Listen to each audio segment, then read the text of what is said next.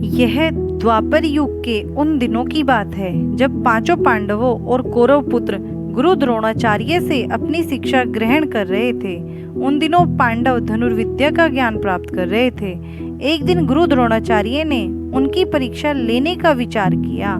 परीक्षा के लिए गुरुदेव ने पांचों पांडव युधिष्ठिर, भीम, अर्जुन, नकुल और सहदेव के साथ साथ कौरवों को भी जंगल में बुलाया और एक पेड़ के सामने ले जाकर खड़ा कर दिया और कहा, शिष्यों, आज आप सभी की परीक्षा का दिन है।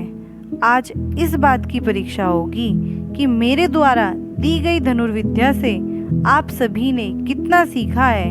इसके बाद गुरु द्रोणाचार्य ने उस पेड़ की तरफ इशारा करते हुए कहा, वहां देखो, उस पेड़ पर एक नकली चिड़िया लटकी है। मैं चाहता हूँ कि आप सभी एक एक करके उस मछली की आंख पर निशाना लगाएं और तीर सीधा आंख के बीचों बीच उसकी पुतली पर जाकर लगना चाहिए। क्या आप सभी समझ गए?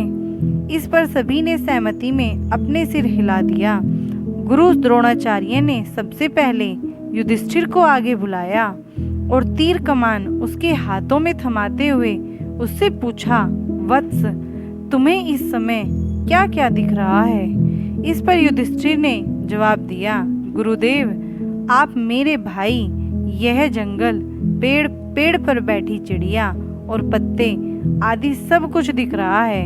यह सुनकर द्रोणाचार्य ने युधिष्ठिर के हाथ से तीर कमान ले लिया और कहा कि वह इस परीक्षा के लिए अभी तैयार नहीं है। इसके बाद उन्होंने भीम को आगे बुलाया और उसके हाथों में तीर कमान थमा दिया।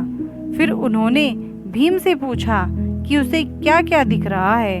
इस पर भीम ने जवाब दिया कि उसे भी गुरु द्रोणाचार्य, उसके भाई, पेड़, चिड़िया, धरती, आसमान सब कुछ दिख रहा है। गुरु द्रोणाचार्य ने उसके हाथों से भी धनुष बाण वापस ले लिया और उसे अपने स्थान पर जाकर खड़े रहने को कह दिया।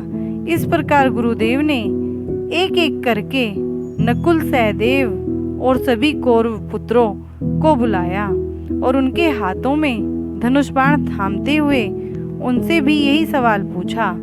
उन सभी का जवाब भी कुछ इस प्रकार ही आया कि उन्हें गुरुदेव, भाई, जंगल, उसके आसपास की चीजें और पेड़ पौधे आदि दिख रहे हैं। इन जवाबों के बाद उन्होंने सभी को अपने अपने स्थान पर वापस भेज दिया। आखिरी में अर्जुन की बारी आई। गुरुदेव ने उसे आगे बुलाया और धनुष बाण उसके हाथों में दे दिया। फिर उन्होंने अर्जुन से पूछा, वत्स, बताओ कि तुम्हें क्या दिख रहा है?